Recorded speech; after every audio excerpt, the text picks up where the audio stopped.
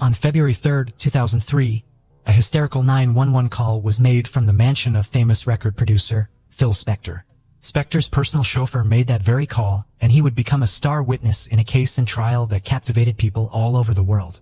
Born in 1939 in New York, Harvey Philip Spector showed creative talent and a passion for music from a very young age. He quickly began forming bands and learning instruments. While he achieved success with his band, the Teddy Bears, his look drastically changed when he decided to move into producing records. He became a millionaire before the age of 21, and by the 1960s he had 23 records in the top 50.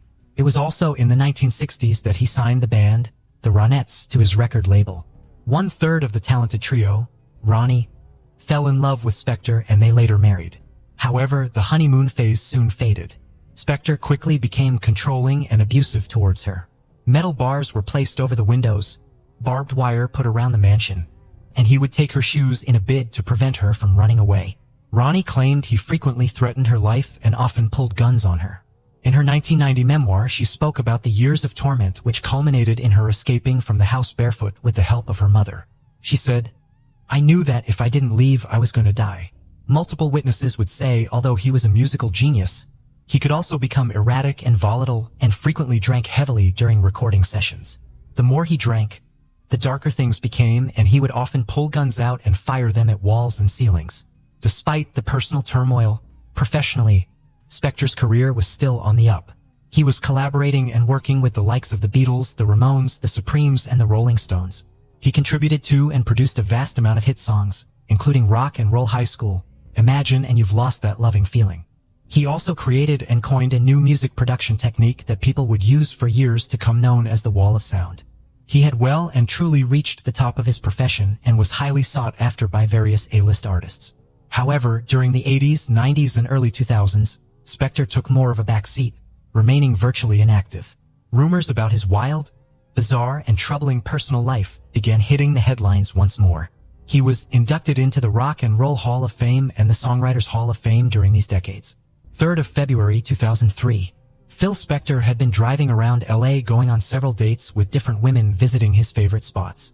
Over several hours, he spent time at the Grill, Trader Vic's, and Dan Tana's. He had already taken a concoction of pills with a mixture of alcohol, including liquor that was 75% proof. But Spector's night wasn't over.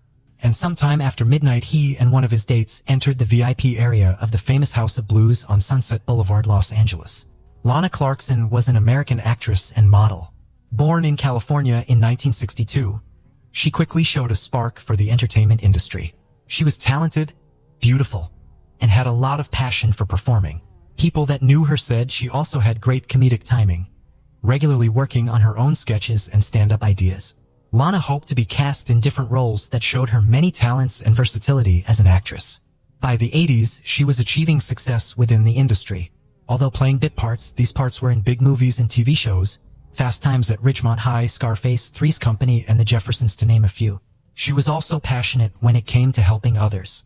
She did a lot of charity work and volunteered weekly for Project Angel Food, which delivered food for those in Los Angeles affected by HIV or AIDS.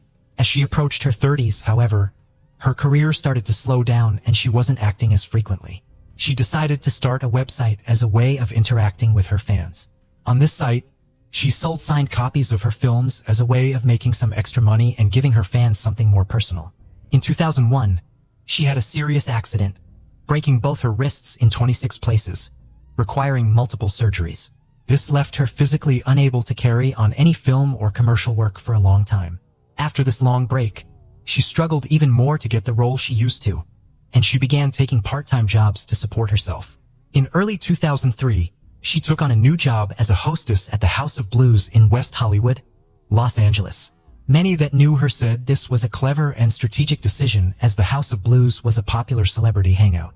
Anybody who was anybody would spend time there, and being a hostess, Lana would regularly be making connections with all manner of powerful people within the industry. On February 3rd, while working in the VIP area, she walked right into one of those powerful people, Phil Spector. Witnesses said that Spector was wearing one of his notorious wigs, and Lana momentarily thought that he was an unknown female trying to get into the exclusive area. At first, she refused to entry, but upon being told he was a famous record producer, she immediately apologized and began showering him with attention and drinks. When Spector's date no longer wanted to participate in the drinking, Spector sent her home. His attention was now firmly on Lana Clarkson. It was very clear to onlookers that Spector was heavily intoxicated by this point and was continuing to drink heavily and spiral further out of control. A few hours later, at around 2:30 a.m., Lana finished her shift and went to go and find her car. She clearly made a good impression on Spector, as after he spotted her in the street, he begged her to come back to his mansion for a drink. The CCTV footage from outside the venue shows Lana getting into Spector's car. Sometime after 3 a.m., Spector's personal driver dropped both Phil and Lana at the back door of the producer's mansion in Alhambra. It was about 40 miles away from the House of Blues.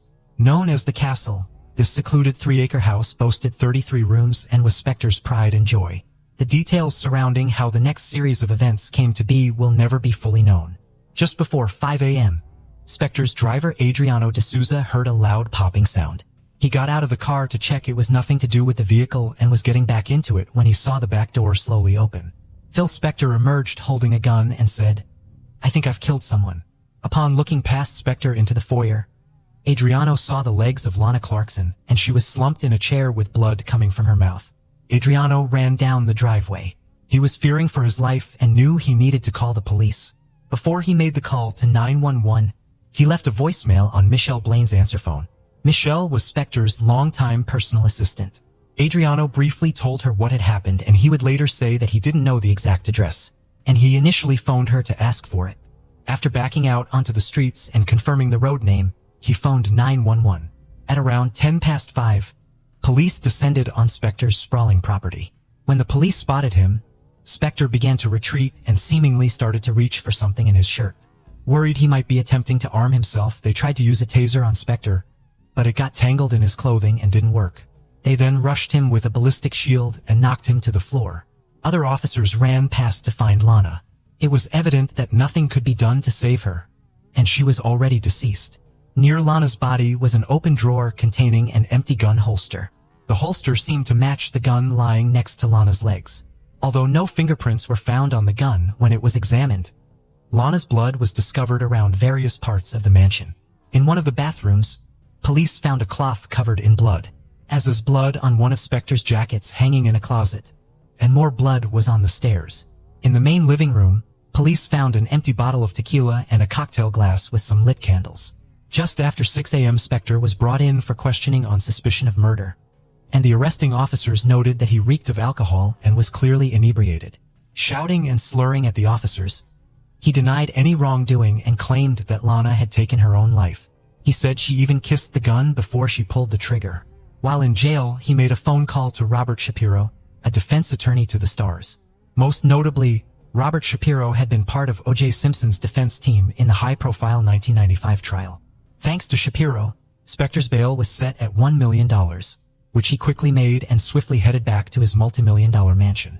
Following a similar approach he had taken in the Simpson trial, Shapiro began regularly conversing with the media, in a bid to control the situation and present Spector's narrative.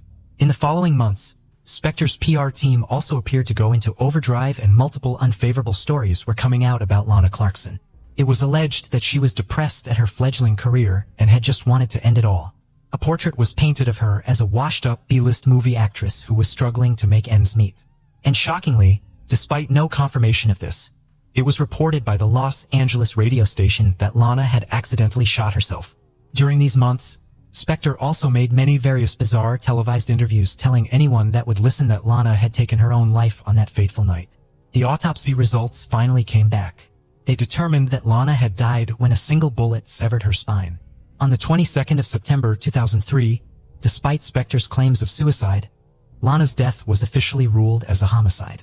And just a few months later, Phil Spector was formally charged with the death of Lana Clarkson.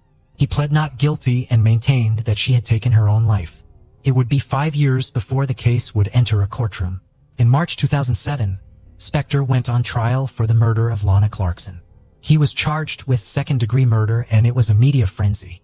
Judge Larry Paul Fidler was presiding and allowed the proceedings to be televised. Robert Shapiro was no longer working with Spector, and Leslie Abramson was now in charge. At this point, she was most famous for representing Eric Menendez in the infamous Menendez brothers trial. Leslie and Phil clashed and they parted ways. While looking for another lawyer, Spector decided to take matters into his own hands and created a website with the intent of putting his version of events to the public. His personal assistant Michelle helped him film these strange and erratic videos. She recalled feeling at the time that something was deeply disturbed about the way he was approaching the situation. After a while of searching for a new attorney, Bruce Cutler took over. However, he too withdrew due to differences of opinions with Spector. This was just days before the closing arguments. Linda Kenny Baden then stepped in and took over for the final part of the trial.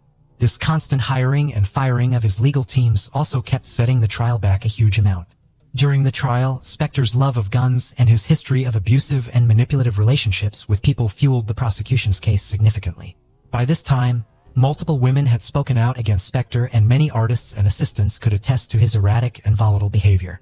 One of Spector's sons, Gary, said that at no point did he disbelieve anyone's account of how Spector had behaved in the past. He said it even gave him flashbacks as to what it was like to live with him. The star witness in the trial, Adriano de Souza, testified on the stand and had a lot more to say about the limo ride over to the castle. He claimed that Lana was less keen on going back to Spector's mansion, and that Spector kept putting pressure on her to get into the limo. She eventually said she would go back for one drink and then she wanted to leave. This reluctance to go with him in the first place did little to help the defense's case. Spector's defense team painted Lana in a very unflattering light. She was spoken of as someone who seemed desperate to revive an already unsuccessful career, and in failing to do so had slumped into depression, culminating in her taking her own life in Spector's home. On September 10, 2007, the jury began their deliberations. After a week, they came back in a deadlock 7-5.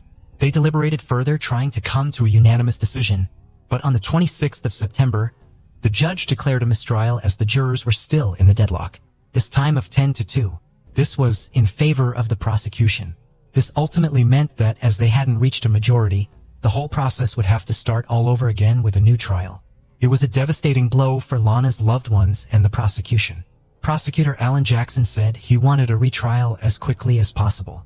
He said he owed it to Lana and her family to see that justice was done. After the trial was over, in a shocking twist, he asked his assistant Michelle if she would marry him. He worried that she knew too much and said he would feel safer if they were married, as spouses don't have to testify against each other in court. Michelle refused. 13 months later, on October 29, 2008, the retrial began. Judge Larry Fiedler was presiding again. However, this time the trial was not televised. Doran Weinberg was now Spector's attorney, and going up against Weinberg for the prosecution was still Alan Jackson.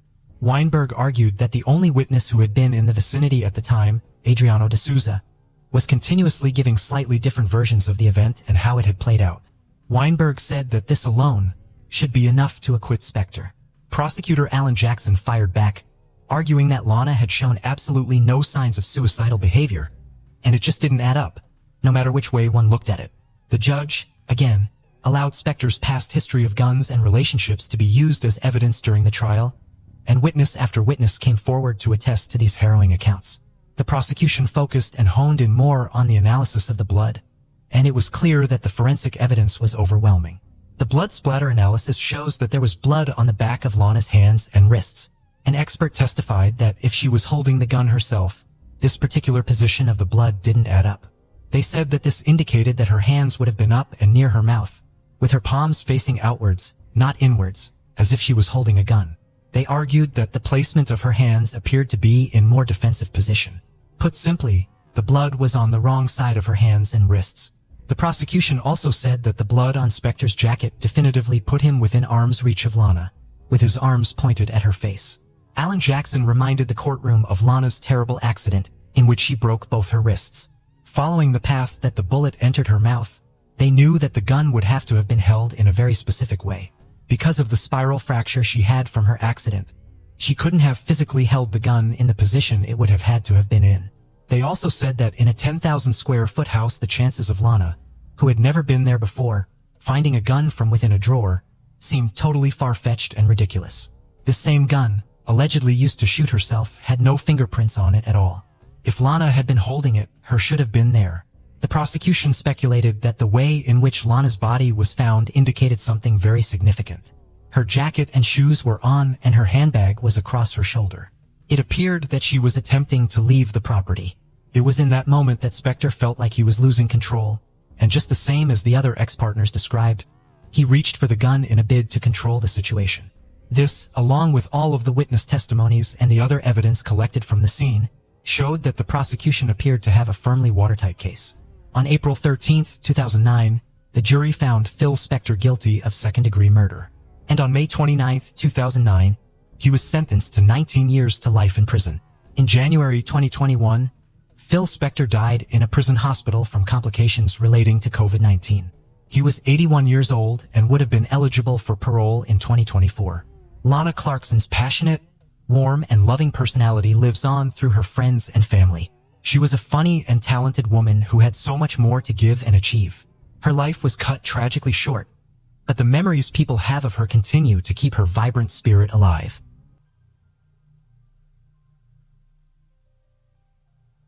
On that fateful morning of August 9, 1982, a truck driver stumbled upon a horrifying scene. As he went about his routine delivery at the Woolworth Garden Center, he made a chilling discovery: a lifeless female body lying amidst the bushes. The truck driver's heart must have skipped a beat as he noticed the woman's wrists bound behind her back with her own shirt, her jacket tightly wrapped around her left ankle. And to make matters even more gruesome, blood stain adorned the cinderblock wall just above her lifeless form. The details that unfolded during the investigation were nothing short of nightmarish. A medical examiner revealed that this poor soul, identified as Karen Stitt, had suffered a brutal fate. She had been mercilessly stabbed a staggering 59 times in various parts of her body. Her neck, chest, abdomen, and back bore the marks of a heinous crime.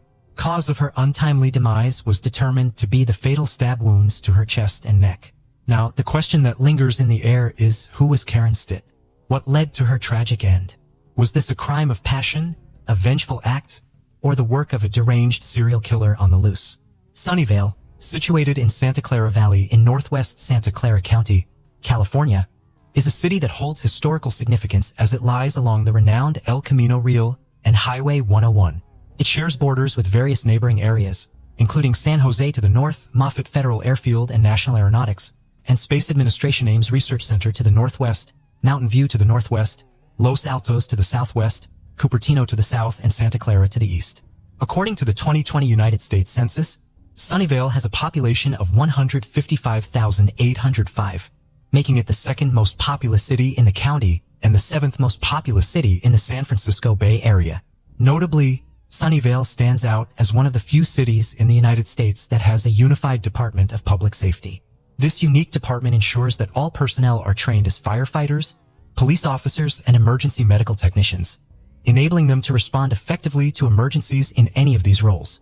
Karen Stitt, born on July 25, 1967, in Pittsburgh, Pennsylvania, to Robert Stitt and Catherine Leschewski, had recently relocated to Palo Alto High School from her hometown. Despite being new to the area, Karen quickly adapted to using the El Camino Real bus routes to travel between her boyfriend's home in Sunnyvale and her father's house in Palo Alto. On September 2, 1982, Karen and her boyfriend spent the evening together, enjoying video games at a local 7-Eleven. Later, around midnight, they ventured towards Golfland, a popular miniature golf course. Eventually, at approximately 12:30 a.m., Karen's boyfriend left her near a bus stop at the intersection of El Camino Real and South Wolf Road. She planned to take the 22 bus back to Palo Alto. Tragically, the following morning, Karen's lifeless body was discovered just 100 yards away from the bus stop, along a bustling stretch of road filled with bars and restaurants. Investigators observed that the leaves and dirt around her feet had been disturbed and kicked, indicating that she may have still been alive when her body was moved to that location. The boyfriend expressed remorse for leaving her, but was concerned about facing consequences for returning home late. Despite the police department's collection of all genetic evidence at the murder scene, investigators were unable to identify a suspect, resulting in the case going cold for over 4 decades. Stitt's boyfriend was initially considered a suspect, but was eventually cleared through forensic DNA analysis in the early 2000s. By the year 2000, advancements in DNA analysis technology enabled investigators to create a genetic profile of the suspect using a blood stain found on the cinder block wall above Karen's body. Swabs taken from the crime scene and items collected from the victim were also sent to the Santa Clara County Crime Laboratory. Analysis revealed that the DNA from an unknown male found on the wall matched the DNA profile from Stitt's jacket and sperm cells found on vaginal slides taken during her autopsy. However, Stitt's boyfriend's DNA did not match and he was excluded as a suspect. Despite comparing the unknown profile to a national DNA crime database, no matches were found. In 2021, Detective Hutchison received a tip suggesting that a male member of the Ramirez family might be responsible for Stitt's murder, prompting him to initiate a genealogical search. The identity of the tipster remains anonymous, as per police protocol. However, public records such as U.S. Census data indicated that the Ramirez family resided in Fresno, approximately 160 miles away from Sunnyvale, as early as 1950. Detective Hutchison discovered that there were 4 living Ramirez brothers after conducting further investigations. 2 of the brothers were ruled out as suspects, and the 3rd brother was conclusively cleared through DNA analysis. This left Gary Ramirez as the primary focus of the investigation. In early March, Hutchison successfully identified Ramirez's daughter and obtained a DNA sample from her on April 8th. The court documents did not disclose the method used by the detective to obtain the sample. The detective stated that investigators have discovered compelling statistical evidence linking the DNA of Ramirez's daughter to the unidentified male DNA found at the crime scene. This has led to Ramirez being identified as the primary suspect in the murder of the Palo Alto teenager 40 years ago. Gary Gene Ramirez, a 75-year-old man, has been accused of abducting the victim from a Sunnyvale bus stop, raping her, stabbing her 59 times, and then disposing of her body nearby. Through the analysis of blood stains at the crime scene and the utilization of DNA and genealogy tracing, Ramirez, who was residing in a guest house on the Hawaiian island of Maui, was apprehended on August 2nd. Despite having no prior criminal record, Ramirez's 79-year-old brother, Rudy Ramirez, expressed shock at his brother's arrest and insisted that the authorities had apprehended the wrong person. Rudy revealed that Ramirez had served in the Air Force and had lived in various locations such as Colorado, Utah, San Diego, San Francisco, and Fresno, where he was raised. Ramirez had been married twice and had worked in different occupations, including as an exterminator, before retiring due to a hip injury. Rudy mentioned that he had lost contact with his younger brother in the 1980s, around the time of Karen's murder. During that period, Ramirez had temporarily resided with their mother in Fresno, and it was then that Rudy had invited him to move to Maui. According to Rudy, Gary had a privileged upbringing in Fresno and had no history of violence. He was a successful individual who seemed to excel in everything he pursued. However, as the years went by, Gary became more withdrawn. Despite the overwhelming DNA evidence against Ramirez, authorities are diligently working to corroborate various aspects of the case. They are urging anyone who may have had any connection with Ramirez throughout the decades to come forward with any additional information. The unexpected but long-awaited breakthrough in Karen's murder case has brought both surprise and relief to her friends and family. Ramirez's arrest has resurfaced painful memories that were buried deep within. Karen's time in Palo Alto was short-lived before her untimely death. Originally from Pittsburgh, Pennsylvania, she had recently moved to the Bay Area with her brother and father. Despite her brief stay, she left a lasting impression on her classmates. Michael Calhoun, a former boyfriend, fondly recalls his first encounter with Karen when she transferred from Pittsburgh to Palo Alto during his sophomore year in high school. He describes her as someone special, someone he was eager to know. Her radiant smile, beautiful feathered blonde hair, and unique way of speaking set her apart from other girls he knew. Calhoun clarifies that he was not the boyfriend who accompanied Karen to the bus stop on the night of her tragic demise. Living just around the corner from her, he initially refrained from pursuing a relationship with her due to her involvement with one of his close friends. However, he couldn't resist his feelings for her and eventually started dating her after seeking his friend's approval. Calhoun admits that he fell deeply in love with Karen, considering her his first true love. Although they took a break from their relationship over the summer, expressed interest in rekindling their romance once school resumed. As a symbol of their connection, she entrusted him with a copper ring engraved with her name, a keepsake he still cherishes. Unfortunately, their plans to reunite were shattered when Karen was tragically taken away from everyone. Calhoun vividly remembers attending her funeral on his first day back to school as a junior. Calhoun remained steadfast in his belief that Karen's murderer would eventually be brought to justice. Losing her inspired me to pursue a career in law enforcement, not necessarily to solve her case, but to assist others in need, Calhoun explained. Even after relocating to Las Vegas, I kept in touch with the cold case detective in Sunnyvale. He mentioned that he was relatively new to the force at the time of the incident. He also shared that he was present at the crime scene that tragic night. making him intimately familiar with the details of the case. Thanks to advancements in genealogy technology, law enforcement agencies are now able to crack cold cases that had previously remained unsolved. This not only brings closure to the families of the victims, but also ensures that dangerous criminals are held accountable for their actions. Between 1996 and 1997, 3 young women vanished one after another in the affluent suburb of Claremont, Perth. Sarah Spears, Jane Rimmer, and Sierra Glennon, aged 18, 23, and 27 respectively, disappeared without a trace, sparking a mystery that would soon reveal a much darker truth.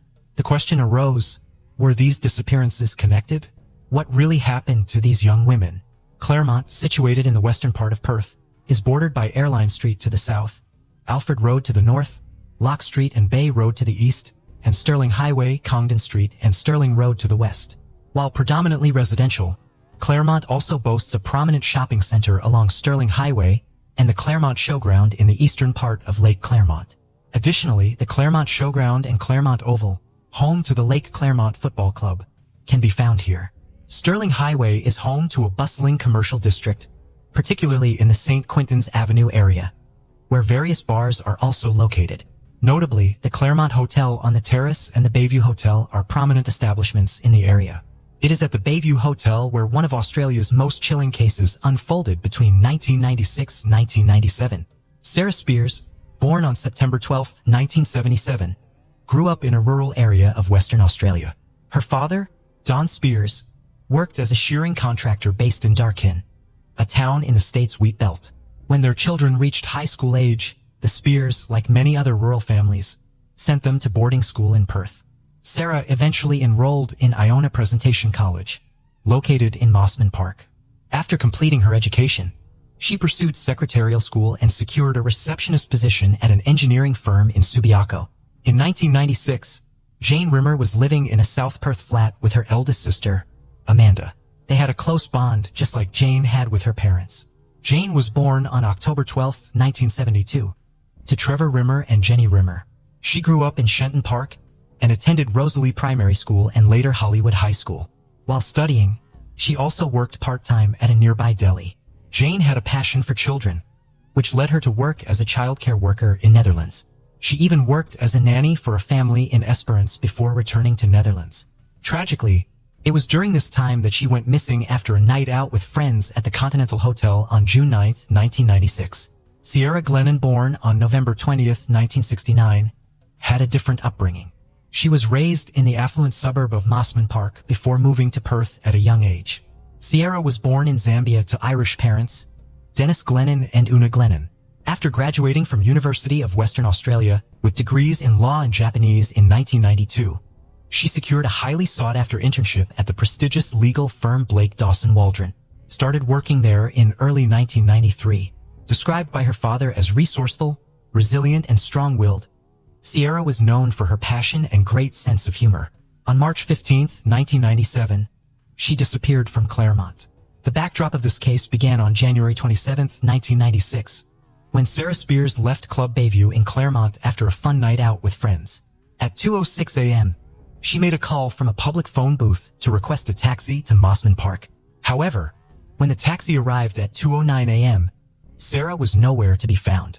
Witnesses reported seeing her waiting alone near the intersection of Stirling Road and Stirling Highway. The following day, there was no word from Sarah to any of her loved ones. This was highly unusual considering her strong bond with family and friends.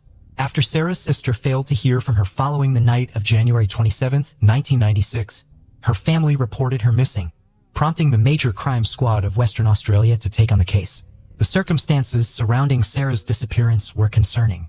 She had called for a taxi at 2:06 a.m., but by the time the taxi arrived at 2:09 a.m., she was nowhere to be found.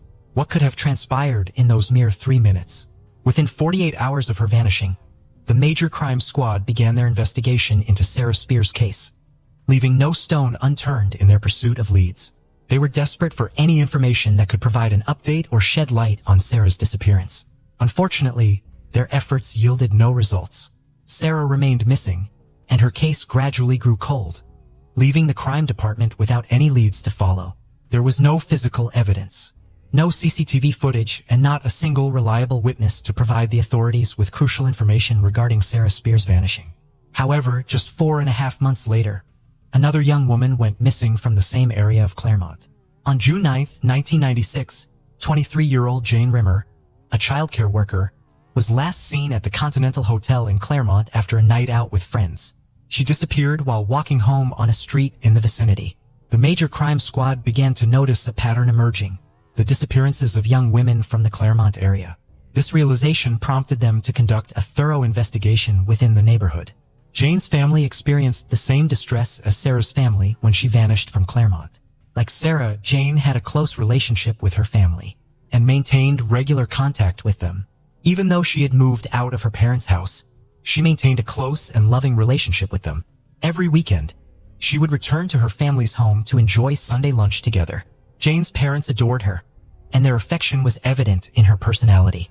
The Major Crime Squad was diligently searching for any potential leads, including eyewitnesses and taxi drivers, may have had contact with or witnessed anything related to the case. Up until August 3, 1996, the disappearance of these two young women remained a perplexing missing persons case in Claremont. However, everything changed when Jane's body was discovered by a family in a wooded area just 40 kilometers away from Claremont on that fateful day. The Van Rolta Evans family stumbled upon the grim sight while driving through the semi-rural land in Wellard, located about 40 kilometers south of Perth.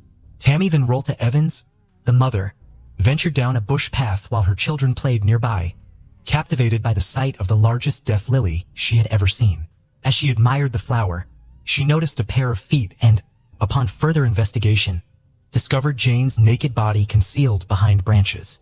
The Major Crime Squad was immediately notified and a large team swiftly arrived at the scene, retrieved the body for autopsy, and launched a thorough investigation. The discovery of Jane's body marked a significant turning point in the case. In the hopes of finding any clues that could lead to the killer, the area where her body was found underwent meticulous examination. Detective Paul Ferguson, who was leading the case at the time, expressed optimism that these findings might provide valuable information in locating Sarah. Pathwest pathologist Clive Cook confirmed that Jane's death was indeed a murder, as a deep wound from a sharp object was discovered on her throat, along with defensive wounds indicating that she had fought back against her assailant. Furthermore, despite the severe decomposition of the body, the forensic department could not find any evidence of sexual assault. To investigate the case, the Western Australian Police formed the Macro Task Force. They found a telecom knife less than a kilometer away from the crime scene on Woolcote Road, which turned out to be the murder weapon. On the night Jane was killed, two couples residing in Wellard reported hearing a lady screaming and shouting. Kenneth Mitchell claimed to have seen a car driving off in the direction where Miss Rimmer's body was found after hearing the lady yell, "Leave me alone. Let me out of here." Another couple in the same area remembered hearing cries that abruptly stopped. All these witnesses, evidence, and forensic results pointed towards the use of a sharp tool, most likely a knife, in the murder. However, the evidence didn't confirm the murder weapon yet. Fast forward to March 15, 1997, 9 months after Jane Rimmer's disappearance, another young woman named Sierra Glennon, age 27, went missing from the same area in Claremont while heading home. The Macro Task Force immediately took over the missing persons case. Sierra's father, Dennis Glennon, made an emotional appeal for help to find his daughter, stating that she would fight back due to her upbringing. On April 3, 1997, the body of 27-year-old lawyer Sierra Glennon was discovered partially buried in undergrowth in a bushland area north of Perth, near Pippedini Road in Eglinton. Just 19 days after her disappearance, the discovery of Ms. Glennon's body was made through a tiny limestone trail.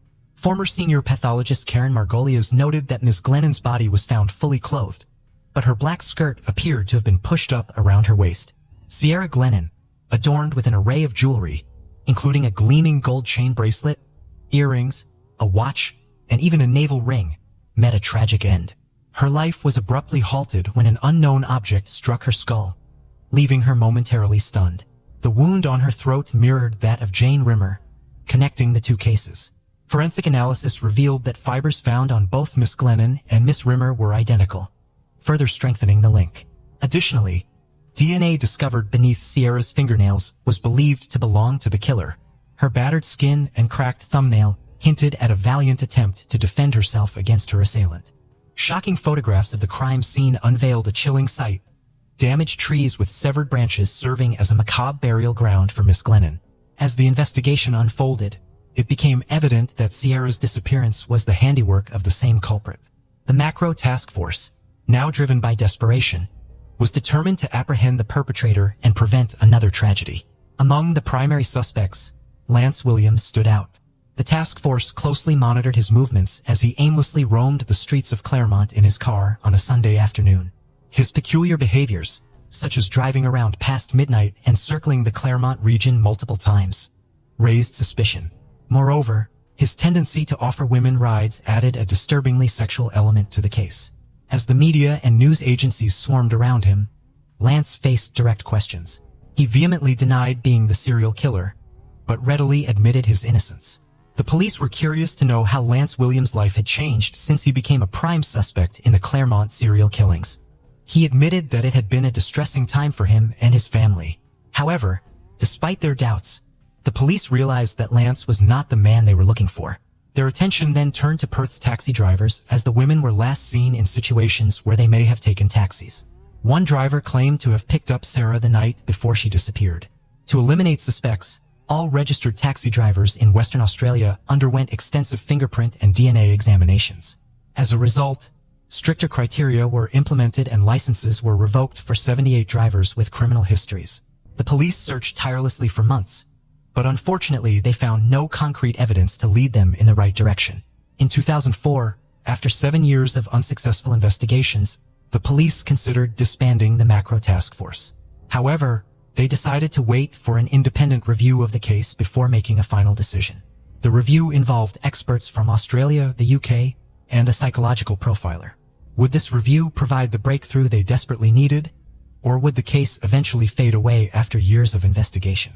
The Special Task Force, with the help of the country's top forensic experts, made a breakthrough in the case when they discovered a crucial piece of evidence. In 2008, they analyzed a sample from Glennon's fingernails using the Western Australia database and found a match with a victim who had been assaulted and left alive at a cemetery in 1995. This revelation, along with the fact that the experts had access to all the evidence, including blue polyester fibers found on the deceased, provided them with a clear direction to follow. Professor Barkley, the forensic expert on the task force, explained that their goal was to search for connections between previous cases in the Western Australia police database and the Claremont murders. This review was crucial in uncovering new leads and evidence that had previously been overlooked. The discovery of male DNA beneath Ms. Glennon's fingernails was a major breakthrough in the Claremont case after 12 years. Scientists in a specialized London facility utilized an advanced technique called low copy number analysis, which was not available in Perth at the time, to identify the DNA in 2008. Brendan Chapman, a forensic scientist in Perth and former crime scene investigator, revealed that they used a procedure called polymerase chain reaction to amplify the DNA for more detailed analysis, as they lacked the sensitivity to identify a single copy of DNA. This amplification process resulted in obtaining a DNA profile. In a surprising twist, the DNA sample matched DNA obtained from a teenager who had been kidnapped and assaulted in a park in Claremont's Karrakatta Cemetery in 1995, a year before the killings began. Now they had the suspect's DNA. Detectives meticulously examined cold cases to determine if the murderer had been involved in any previous crimes. In 1988, a horrifying incident took place in a quiet Huntingdale house in southeast Perth. A young 18-year-old girl was attacked while she lay in her bed. This sent shockwaves through the community. The intruder, startled by the girl's cries for help, fled the scene, leaving behind a stolen kimono from a nearby clothing line. Authorities were determined to solve this unsettling case and connect it to another similar attack. They meticulously analyzed a fingerprint collected from the doorknob of the Huntingdale property, which had been preserved since 1998. It was a crucial piece of evidence that would lead them closer to the truth. In 2008, the fingerprints were matched to a man named Bradley Robert Edwards, who had a previous record of attacking a hospital employee in 1990. This faceless man who had brought tragedy to the innocent souls of Claremont was none other than Bradley Robert Edwards himself. It was a chilling revelation. Growing up in Huntingdale with his parents, younger brother and sister, Bradley followed in his father's footsteps and worked as a technician at Telstra throughout his professional career. However, beneath the surface, a darker side of Bradley emerged. He became a peeping Tom, starting with stealing undergarments, a disturbing habit that would escalate over time. Bradley's first encounter with the law occurred before he got married. While working on a Telstra project at Hollywood Hospital, he attacked a woman named Wendy Davis in 1980. Approaching her desk under the pretense of needing to use the restroom, Bradley suddenly grabbed Wendy from behind and forcefully pulled her towards the restrooms. Wendy fought back, delivering a powerful kick to her assailant. Surprisingly, Bradley apologized and released her. The police swiftly arrived and arrested Bradley, leading to a court order for him to undergo therapy for 12 months. Despite this incident, Bradley managed to keep his position at Telstra and even received a promotion shortly after. He cited his fiancée's pressure to get married as the reason behind his actions at the time. They tied the knot shortly thereafter. Bradley, at a young age, settled down in a location close to his parents' home in Huntingdale. However, their marriage didn't stand the test of time. Bradley's wife felt neglected due to his excessive focus on his computer. Eventually, she started dating a male friend who moved in to assist with their expenses. In 1996, she left the house with her new boyfriend. Around the same time, Sarah Spears mysteriously disappeared. A few months later, Bradley's ex-wife contacted him to inform him that she was pregnant with her new partner's child. Shortly after that, Jane Rimmer went missing. Sierra's murder occurred when Bradley ended his relationship with a woman he had been seeing in early 1997. The discovery of significant DNA matches prompted an undercover operation to collect Edward's DNA. During a visit to the movies, he left an empty Sprite bottle outside the theater, which the police swiftly seized for DNA analysis. The DNA taken from the bottle was found to match the unknown male's DNA profile found under Sierra's fingernails, providing the crucial evidence the police needed. Bradley Robert Edwards, aged 52, was arrested on December 22, 2016, and 3 years later his trial commenced. Due to the high-profile nature of the case and the disturbing evidence involved, the prosecution requested a judge-alone trial, which was granted on November 25, 2019, with Judge Stephen Hall presiding over the murder trial in the Supreme Court. While the defense argued that the evidence had been compromised in the lab, it was undeniable that Bradley's DNA was found under Chiara's fingernails and matched the stolen kimono he left at the crime scene. The Telstra work vans played a crucial role as key pieces of evidence. Edwards, a technician at the time, was accused of committing the offenses using corporate vehicles after hours. A security guard who frequently witnessed the telecom van stopping at the Karrakatta graveyard without any apparent reason, both before Spears' 1996 disappearance and after the 1997 incident, confirmed this. Carmel Barbagallo, the prosecutor, presented evidence from a period between 1995 and 1997 where a man driving a Telstra station wagon would approach women and offer them rides. This evidence was submitted as part of the Telstra Living Witness Project case. The fact that the blue polyester fibers found at the crime scene on the bodies of Jane and Sierra matched the Telstra station wagon owned by Bradley further solidified his direct connection to the murders. From April 1996 to December 1998, Edwards operated a Telstra-branded white VS Series van, which was located and seized on the day of his arrest. The defense argued that these fibers could have come from another source or vehicle not listed in the Western Australia crime database. However, it was revealed during the hearing that the carpet fibers found in the back of Edwards' car matched those found on both Rimmer's and Glennon's bodies. Bradley's defense team claimed that Ms. Glennon's fingernail samples, taken throughout the inquiry, were contaminated due to Bradley's DNA being present in the lab since the 1995 assault. Attorney Paul Jovic cross-examined several scientists from Perth's Path West facility, where the DNA was tested, regarding their procedures. Jovic even speculated that Edwards may have been in the lab. Nevertheless, the prosecutors were able to disprove these arguments with the help of the right witnesses and a series of well-structured pieces of evidence. After 7 months of hearings and over 200 witness depositions, the trial concluded on June 25, 2020. Following the conclusion of the trial, Judge Hall took a moment to gather his thoughts before delivering his decision regarding Bradley's detention. It was a tense moment, as the expiration date of Bradley's time in jail was approaching rapidly on September 24, 2020. Ultimately, Edwards was found guilty of the murders of Jane and Sierra, but not of Sarah Spears.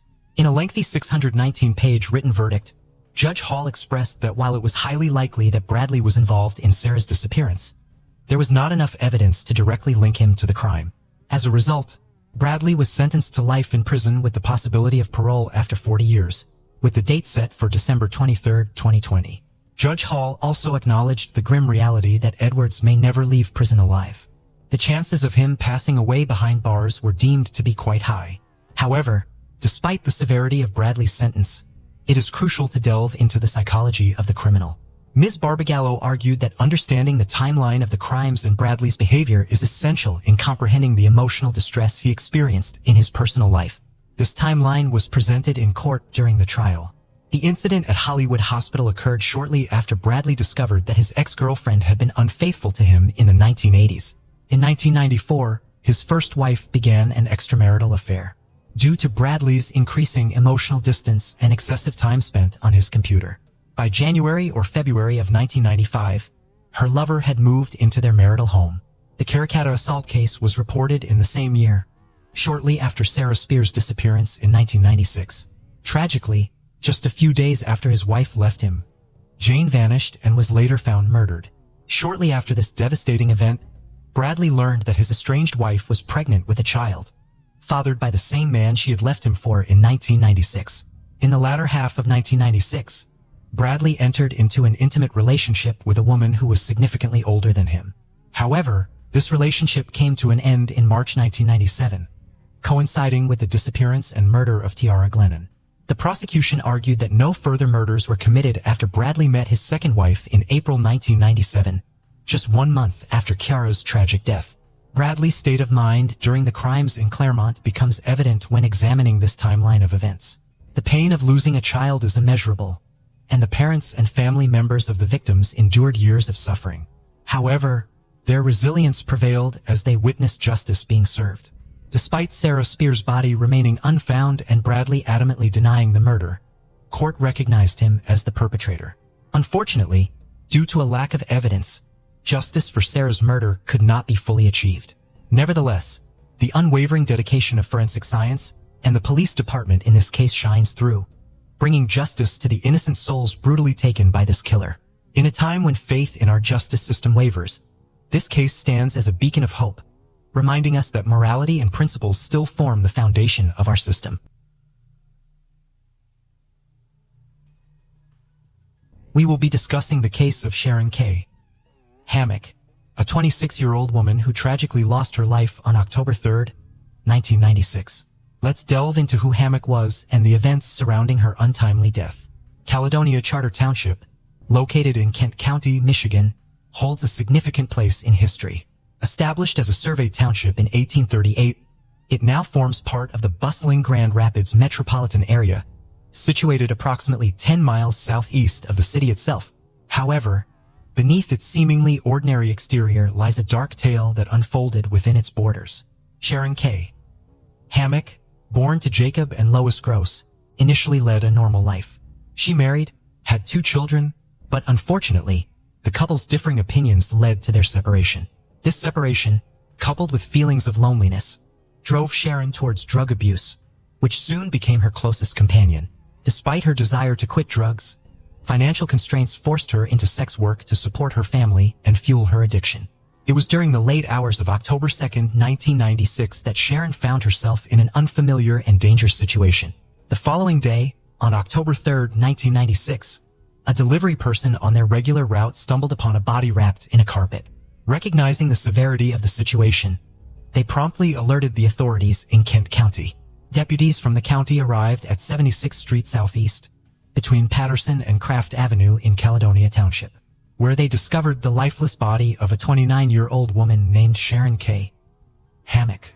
This horrific incident involved sexual assault, strangulation, 2 stab wounds to the head, hog tying, and the dumping of the victim alongside a highway. The assailant left behind DNA evidence, including vaginal and rectal samples, as well as various items, such as a rope used for hog tying.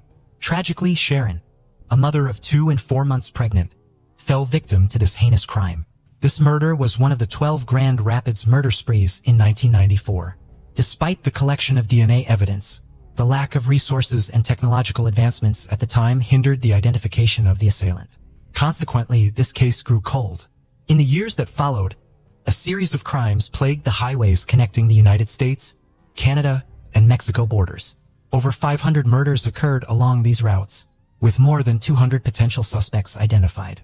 These strings would also establish a connection between instances of human trafficking that took place across different states. The likelihood of the culprits being long-haul truck drivers was high due to the multi-jurisdictional nature of these abhorrent crimes. In 2006, the Maryland State Police initiated an investigation into the murderer of a woman who had been assaulted and fatally stabbed. The assailant had left behind DNA evidence on the victim's body. Over the years, there had been an increased focus on patrolling the highways due to the rising number of crimes, and this particular murder bore striking similarities to Sharon's case. Despite the heightened police presence, it took until recently to apprehend the murderer. On August 16, 2022, a routine traffic arrest was made involving an individual named Gary Artman. When the police ran a background check on his identification, they discovered that he had been arrested in 1982 for a sex crime and had served a 10-year sentence in Michigan before being released in 1992. Consequently, the Mississippi Highway Patrol took him into custody and reached out to the Kent County Sheriff's Office in Michigan. The DNA evidence found at the crime scenes on the highway was verified to match Artman's DNA. Through the collaborative efforts of the Mississippi State Highway Patrol, the Mississippi Bureau of Investigations, the Forest County Sheriff's Office in Mississippi, the Jefferson County Sheriff's Office in Alabama, the Columbia County Sheriff's Office in Florida, the Michigan State Police Crime Lab, the Kent County Prosecutor's Office, and the U.S. Postal Inspection Service, utilizing immunoglobulin G, it was determined that the DNA of the perpetrator from the 2006 Maryland case and the 1996 case of Sharon K. Hammock belonged to the same individual. Immunoglobulin G analysis revealed a familial connection within the DNA sequence, ultimately leading to the identification of Gary Dean Artman. His previous records indicated that he had been residing and working in Michigan at the time of Hammock's murder. Further investigations uncovered new evidence that linked Gary Dean Artman to the crime scene in Ontario, California, just before the tragic homicide took place. It was discovered that Artman was within a 20-mile radius of Ontario at the same time, as confirmed by local authorities. These crucial clues led to the arrest of Gary Dean Artman after 26 long years, and he is currently being held at the Forest County Sheriff's Office in Mississippi. The Kent County Sheriff's Office is actively working on extraditing Artman to Michigan, although the process is still ongoing. Finally, after all these years, the cold case has been solved thanks to the relentless efforts of dedicated police officers and the aid of advanced technology. Their unwavering commitment to justice has brought closure to the families who have suffered the loss of a loved one. On August 18, 2022, one of the detectives assigned to Sharon's case personally visited Terry Nowitzki's, Sharon's sister, at her home in Walker. The detective wanted to ensure that the family received the news of the arrest firsthand. Additionally, the detective spoke with Tina DeYoung, another one of Sharon's sisters, over the phone. "We got him," the detective informed DeYoung, quoting this exact words. DeYoung was left speechless, overwhelmed by a mix of emotions. "It's a whirlwind of feelings," she expressed to the police. "I'm happy, but at the same time, I'm filled with sadness." The news of the arrest brought back the pain of losing her sister, but DeYoung expressed her gratitude towards the Kent County Sheriff's Department for their unwavering dedication to solving the case. Unfortunately, Sharon's parents, Jacob and Lois Gross, had passed away before justice could be served. "We've achieved justice for her," DeYoung whispered on Thursday night, gazing up at the sky. "I'm sorry it didn't happen while you were still with us, but justice will prevail. You can celebrate with her up there." The police had been meticulously investigating the 1990 murders and had spoken with Terry Nowitzki's in mid-May. "We desperately want to know who did this to her. It was an unimaginable tragedy for all the girls. Just absolutely heartbreaking," Terry tearfully expressed. Sharon was a devoted sister, daughter and mother to her 2 children, and her absence is deeply felt. Terry revealed that Sharon was pregnant for 3 to 4 months when she was tragically killed, leaving behind a child we were unaware of. Sharon had big dreams for her children and wanted the best for them. It was heartbreaking to witness her spiral into addiction and end up on the streets despite her desire to get clean for her kids. Family finally found some solace after the perpetrator was brought to justice. Sharon Hammock was not the only sex worker to meet a tragic fate in Michigan during the 1990s. She was one of 12 victims in the Grand Rapids area, most of whom struggled with addiction and engaged in sex work, making them vulnerable to predators. The bodies were often found in skeletal condition, making it difficult to gather forensic evidence. Lisa Ortberg was the first victim discovered in 1994, while Victoria Moore was the last known victim in 1996. A task force was established to investigate these murders, with officers from various regions coming together to solve the case. The victims were often targeted while working in the red light district of Grand Rapids, or had connections to a women's shelter called Rose Haven. Brenda Delicky, the director of the shelter, expressed her belief that a serial killer was at large, given the pattern of these crimes. Lieutenant Carol Price from the task force mentioned in response, "While we acknowledge the possibility, we are not solely focusing on that theory. No charges were filed in any of the cases, but there is now an investigation into the potential involvement of Artman in the deaths of not only Sharon, but also other sex workers in Grand Rapids. It is also being considered that he may have committed similar crimes in states like Maryland. If he did indeed use his transient trucker lifestyle to abduct and harm vulnerable women, it could mean that many families who have been searching for answers about their missing loved ones may finally find closure." The case of Robin Doan. This story takes place on a remote farm in a small town called Pampa in Texas, USA. 10-year-old Robin Doan was the daughter of Michelle Conrad. She lived with Michelle, her stepfather, Brian Conrad, and her older brother, Zach. The family owned a farmhouse in the area where Brian successfully managed a farming business. The children were raised in a peaceful rural environment. After divorcing the children's biological father, Michelle met Brian, a kind and pleasant man who quickly formed a strong bond with her children. Life improved for Michelle, and she eventually married Brian. The family had been living happily together for several years. By September 2005, Michelle was 6 months pregnant, and the whole family was eagerly anticipating the arrival of the baby. Brian, in particular, was thrilled at the thought of becoming a father. Meanwhile, Robin, a determined and resourceful 10-year-old, was living the typical life of a schoolgirl. She shared close relationships with her mother, brother, stepfather, and even her biological father, who occasionally visited her. Robin also spent some summers with her biological dad. On the evening of September 30th, 2005, Robin went to bed as usual but was suddenly awakened in the middle of the night. At first, she thought she was trapped in a nightmare when she heard her mother screaming and the explosions. Quickly became clear that this was no dream. Something terrible was happening downstairs. Overcome with fear but driven by curiosity, Robin got out of bed and moved to her bedroom door to listen. The sound of heavy footsteps echoed down the hallway, stopping right outside her room. The door creaked open, and Robin quickly leaped back into her bed, her heart racing. She lay perfectly still, trying to suppress her rising fear. Suddenly, the explosions shattered the silence. 2 bullets narrowly missed her, one passing just inches from her left leg and another near her left arm. The third bullet hit a nearby piece of furniture. In the darkness, the attacker didn't realize they had missed her. They then moved to the next room, where Robin's brother, Zach, was asleep. Moments later, more explosions echoed through the house, followed by a faint, heartbreaking cry from Zach. Then, everything fell eerily silent as the attacker left. Robin was frozen with fear, her body paralyzed. She pretended to be dead, using every ounce of willpower to stay perfectly still, too terrified even to breathe deeply. Terrified that the attacker might return and notice she was alive, she remained in that state of panic for 2.5 hours, unable to process what had just happened. When she finally managed to summon the courage to move, there were no signs of the intruder. Summoning her strength, Robin cautiously got up. She grabbed her phone and called 911, though every step and movement was filled with dread that the assailant might still be nearby.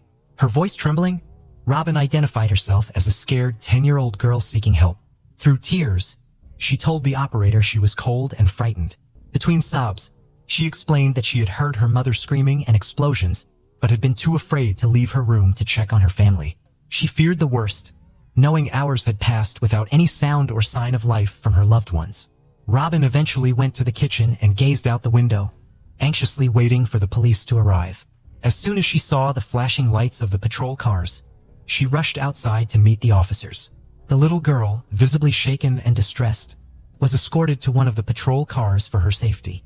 Meanwhile, several officers prepared to investigate the house, anticipating the possibility that the attacker might still be inside and ready to confront them.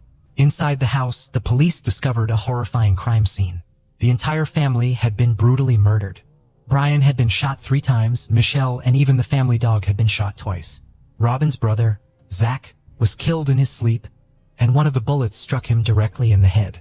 Michelle, who was just 2 months away from giving birth, was also tragically killed, and her unborn baby did not survive. Shell casings found at the scene matched a rifle, which was typically purchased through special orders or produced in limited quantities. Throughout this time, Robin remained in the patrol car, waiting for news about her family. She held onto a thin hope that someone had survived. When an officer returned and confirmed that the perpetrator had fled the scene, Robin felt a brief moment of relief. However, the devastating truth about her family's fate was soon revealed to her. Robin began crying again as she fully grasped that her loved ones had been killed. The police informed her that she needed to go to the station to speak with detectives.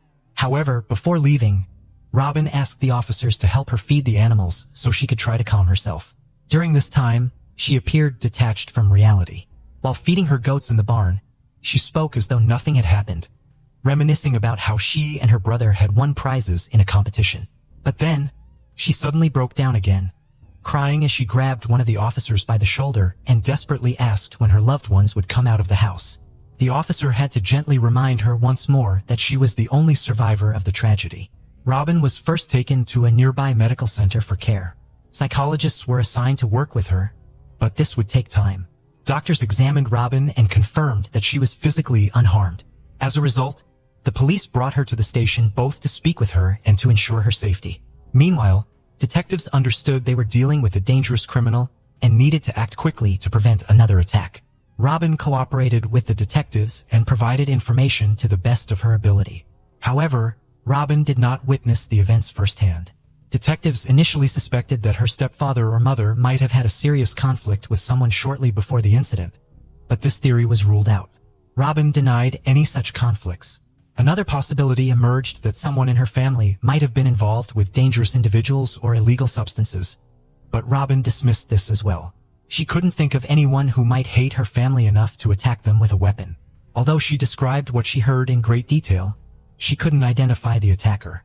She hadn't gotten a clear look, only catching a glimpse of a dark silhouette. As a result, she was unable to provide any useful description. The only thing she was certain of was that the attacker had light skin. One critical piece of information did stand out. Robin distinctly remembered hearing 15 gunshots and confidently reported this number. She later revised her statement slightly, noting that there were clearly more than 10 gunshots. When the crime scene was examined, investigators found shell casings confirming that exactly 15 shots had been fired.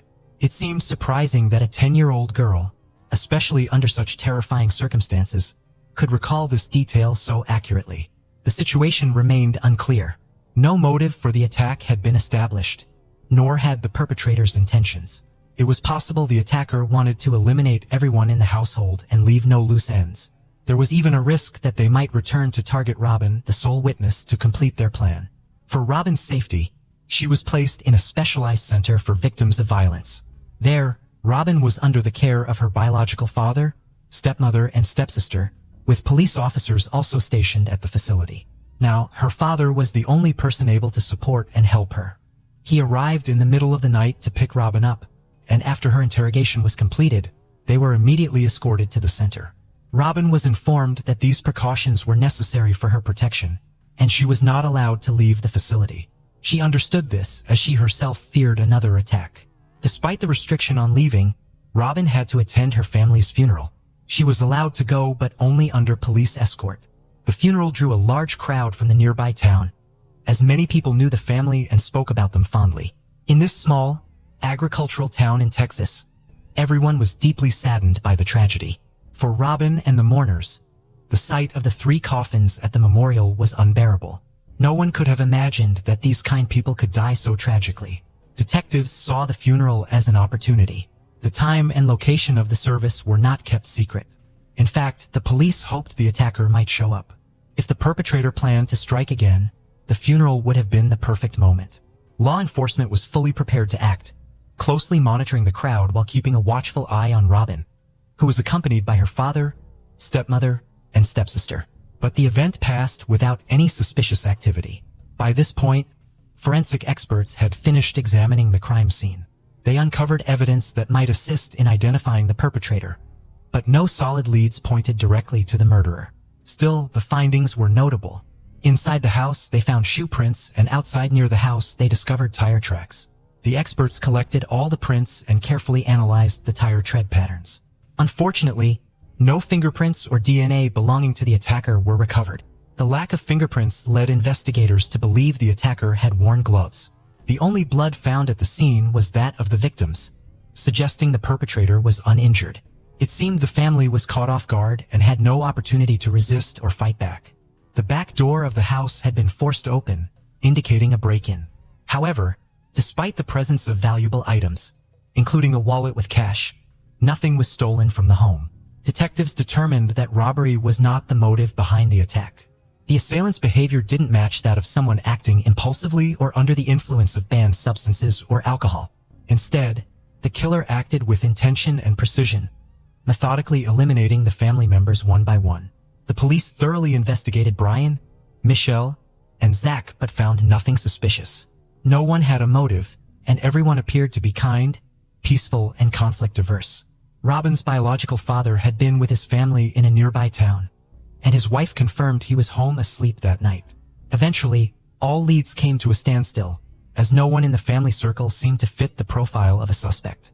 However, such a violent act targeting both adults and children suggested the possibility of a strong motive, such as jealousy, revenge, or resentment. The day before Robin's family was murdered, in the small town of Pineville, Missouri, relatives of the McCool family had attempted to contact them without success. By evening, worried relatives had arrived at the McCool family home. To their shock, the house was empty and surrounded by police tape. A neighbor informed them that a terrible crime had occurred. The night before, Orly McCool and Don McCool were killed by an unidentified attacker. At that time, forensic investigators were still processing the scene. They also questioned the relatives who arrived, but no one could provide any helpful information about a possible suspect. Inside the house, investigators found some unusual shell casings of an uncommon caliber, rare and difficult to obtain in the U.S. The following day, another incident in the same area provided a key lead. A local resident, Mr. King, returned to his home after being away for several days on a work trip. He discovered that his house had been broken into. His weapon safes had been forced open and emptied. Among the stolen items was a rare firearm in the U.S., along with ammunition. This strongly suggested a connection between the burglary and the murder of the McCool family. The assailant had likely stolen the weapon from King before committing the crime. Mr. King was thoroughly investigated, but he had a solid alibi. He was out of town at the time of the attack. However, several members of his family could have had access to the weapon. Among them, one person stood out, Levi King, the son of Mr. King. Levi was on the run, and family members suspected he was connected to the McCool murders. Thanks to Mr. King's report, detectives had a photo of the suspected killer. At just 20 years old, Levi was already well known to authorities due to his criminal history, which included serving time for burglary. A few years earlier, Levi had broken into a neighbor's house, stolen valuables, and set the property on fire. For this crime, he was sentenced to 4 years in prison. Just weeks earlier, Levi had been scheduled for transfer to another correctional facility. Desperate for freedom, he escaped during the transfer. Authorities in Missouri were certain Levi was extremely dangerous, armed, and ready to use his weapons at any time. Citizens were alerted through the media, and people were advised not to approach Levi if they encountered him, but to immediately contact law enforcement. Meanwhile, relatives of the McCool family reported several items stolen, including their Dodge Dakota pickup truck. The truck's details were entered into a police database, and a warrant was issued for Levi King's arrest in connection with the crime at the McCool residence. Although Levi King did not know any of the victims personally, he was on the run and needed resources, particularly a vehicle, to leave the state. Eventually, a suspicious young man was stopped by Border Patrol in El Paso, Texas, near the Mexican border, likely attempting to flee the country. During the stop, the young man calmly admitted to having a weapon in his trunk. This led to a more detailed search. During the investigation, they discovered that the pickup truck he was driving was the McCool family's stolen vehicle. Levi was taken to the police station for further investigation. Law enforcement officers decided to question Levi further, and from the start, his behavior seemed odd. Within just 15 minutes of talking to detectives, Levi confessed to the double murder of Orly and Don McCool. Levi admitted he couldn't explain why he committed the murders. He said he broke into a random house on the outskirts of town to steal a car, driven only by an overwhelming and uncontrollable desire to kill. When Levi entered the house, he was unexpectedly noticed. A door opened, and a woman appeared, politely asking what he wanted. Levi claimed he was startled and panicked, so he grabbed his weapon and attacked her. Hearing the noise, a man came to investigate, and Levi, paralyzed by fear, also attacked him. After the killings, Levi fled in the pickup truck. Levi was soon extradited to Missouri, where local law enforcement questioned him further. During the interrogation, Levi once again confessed to the murders. Levi made an even more shocking confession. He admitted to murdering the Robin family in Texas. His confession matched evidence from the crime scene of the Robin family's triple murder, including matching shell casings found at both crime scenes. Levi described how he had attacked defenseless members of the Robin family and, upon hearing noises upstairs, discovered others in the house. Among them was Robin, who awoke to the explosions. Driven by uncontrollable bloodlust, the killer showed no regard for the victims' ages. Levi went upstairs, entered the bedrooms, and attacked the occupants in their beds to eliminate any witnesses. After committing these horrific acts, Levi fled the scene. After Levi confessed to the crimes, the police quickly contacted their colleagues in Texas to verify the details he had provided. Once again, his account aligned with the evidence. With this confirmation, Robin was finally able to feel some relief. She had been under immense stress for days, unable to sleep. The next day, investigators from Texas arrived to take Levi into custody. During the transfer, showing no remorse, Levi openly described his emotional state before, during, and after the murders. He admitted that the feelings he experienced during the murders were more intense and pleasurable than any banned substance. Even hours after committing the killings, he claimed he could still smell gunpowder, which gave him a sense of euphoria. In a formal video-recorded statement, he detailed his actions, starting with the murder of the McCool family. Levi explained that his urge to kill coincided with his need for a vehicle to escape toward the Mexican border. Along the way, he felt another uncontrollable desire to kill and randomly chose the isolated home of the Robin family as his next target. Levi admitted that he did not know any of his victims, including the McCools or the Robins. Realizing the severity of his crimes, he understood he was now facing the death penalty. In an attempt to avoid this, he fled toward Mexico, hoping to disappear. In Missouri, Levi was charged with the double murder of the McCool family. Following his lawyer's advice, he accepted a plea deal to avoid the death penalty and was sentenced to 2 consecutive life terms without the possibility of parole. At the same time, hearings for the triple murder and attempted murder in Texas began. Unlike in Missouri, Texas prosecutors took a firmer stance, refusing to rule out the death penalty or consider any plea agreements from the defense. The prosecutor was confident in securing a conviction that would ensure Levi could no longer pose a threat to society. However, death penalty cases often involve lengthy trials and require extensive preparation. Levi spent several years in jail without bail while awaiting trial in Texas. By the time the trial began, Robin, the sole survivor of the Texas attack, was over 14 years old. The hearings took place just before her birthday. On the eve of her 15th birthday, Robin was furious as she realized how senseless and brutal Levi's attack on her family had been. He had no motive and acted purely out of a desire to kill. Understandably, she strongly advocated for him to receive the death penalty. However, Levi's lawyer fought to save his client from execution. Opinions were divided. Some believed Levi did not deserve to live, while others argued that life imprisonment without parole was a harsher and more fitting punishment for his crimes. The defense attorney sought to present Levi King as a more sympathetic figure to influence the jury's decision. He emphasized that Levi had struggled with bipolar disorder since adolescence. Over the years, he had also been diagnosed with depression, psychosis, and schizophrenia. Levi was one of 7 children in a family where he reportedly received little to no love or care. His antisocial behavior was linked to an abusive, alcoholic father and a neglectful, indifferent mother. From as early as elementary school, Levi engaged in troubling acts, including arson, substance abuse, and killing animals for amusement. These behaviors seemed to reflect the dysfunctional environment he grew up in. Levi's abusive father was the first to frequently harm him and expose him to alcohol and banned substances. When police visited Levi's home, they were shocked by what they found. One wall was covered with ceremonial knives, swords, and weapons.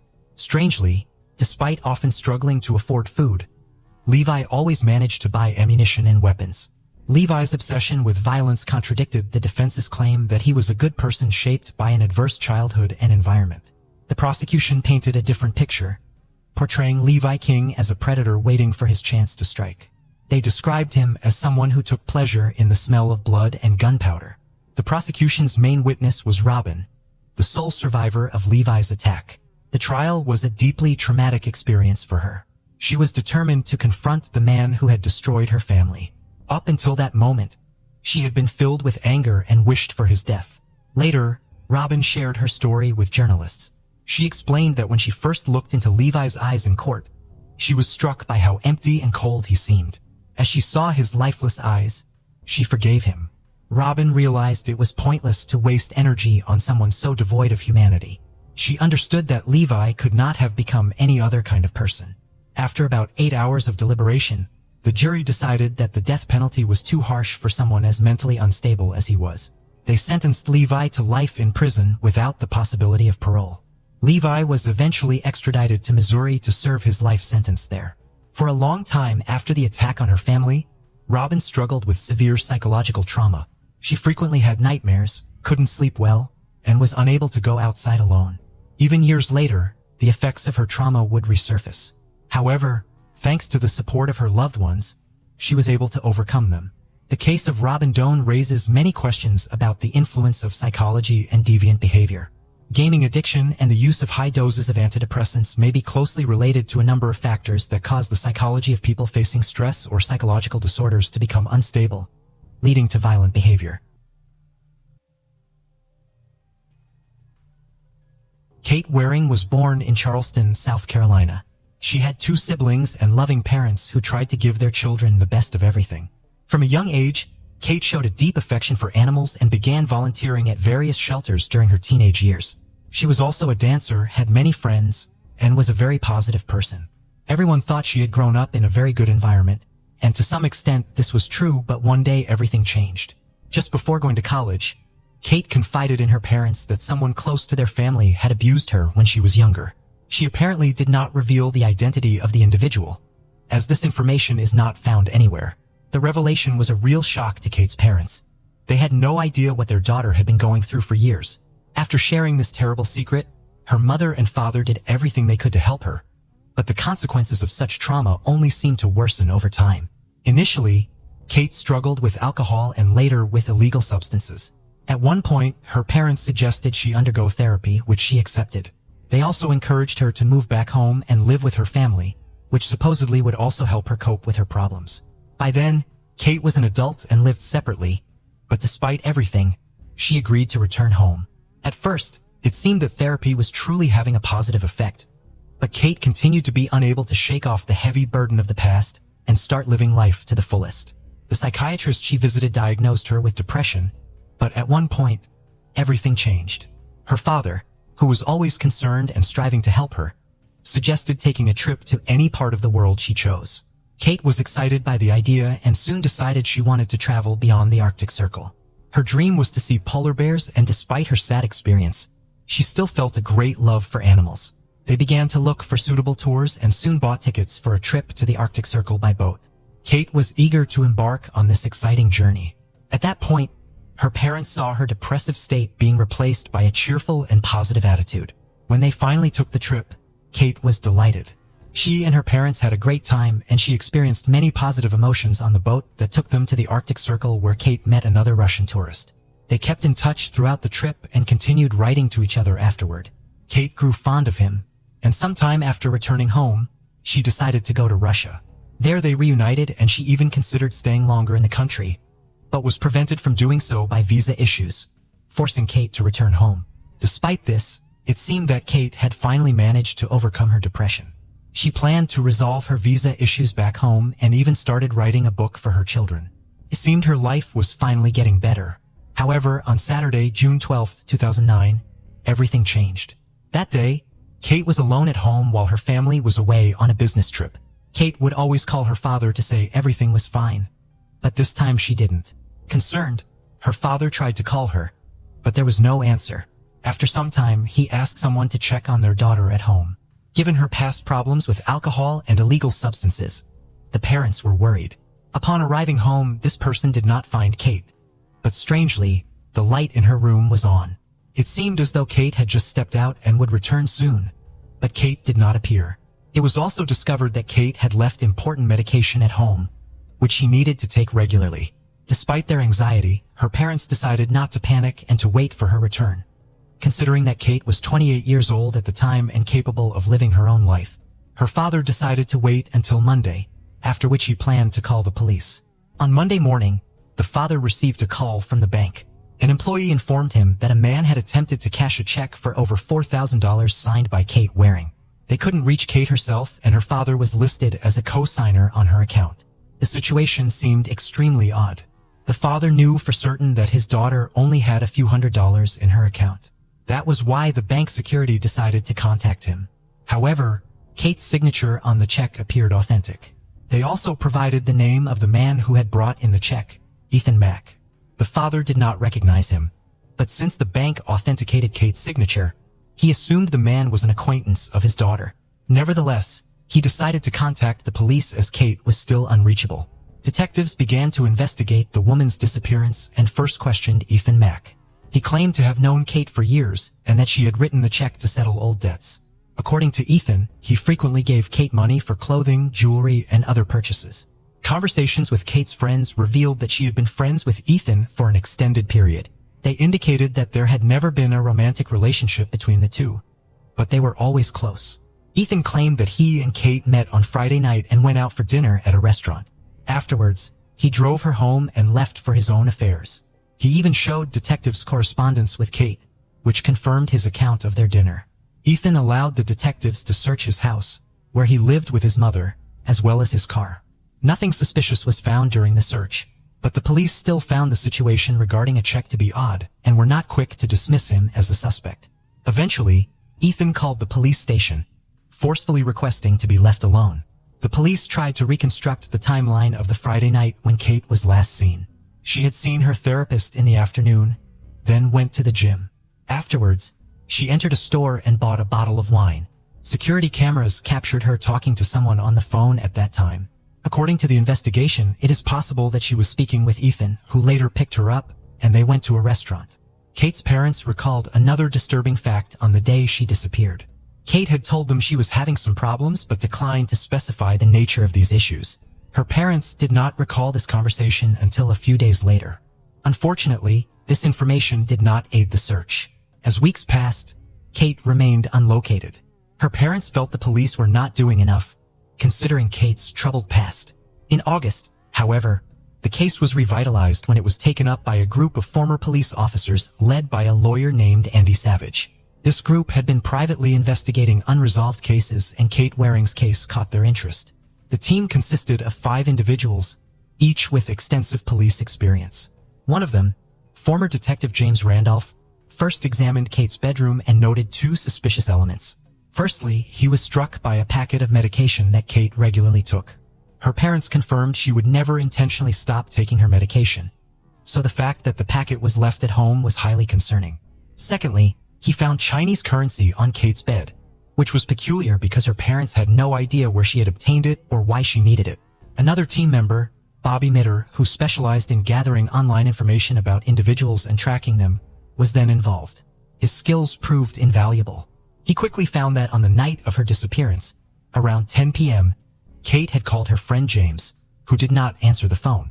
She then left him a very troubling voicemail claiming someone had stolen her credit cards and revealed that her phone was last active at 1:53 a.m. when for some reason, she called her own voicemail number. Lewis discovered that the call was made from the area of James Island, which was a few kilometers from Kate's house. Another team member, former homicide detective Eugene Fraser, learned something intriguing. He spoke with several acquaintances living in James Island and found it odd that Ethan Mack, who had voluntarily let the police inspect his and his mother's home, did not actually live there. Instead, he rented an apartment in a nearby building. Eugene was fortunate to uncover these details, since one of his acquaintances happened to be the landlord of the apartment Ethan had rented. Digging deeper, the team of detectives realized the police had not conducted a proper investigation into Ethan. They had only performed a superficial check of his mother's house. The team decided to investigate on their own and found that Ethan had a girlfriend named Heather Camp. When they asked Kate's parents if they knew the woman, her mother recalled a strange story. Kate had met Heather about a month before she disappeared on a train from Washington, D.C., where Kate had been having issues with her visa for Russia. After meeting her on the train, Heather told Kate that she had been robbed of her wallet and now had nothing to live on.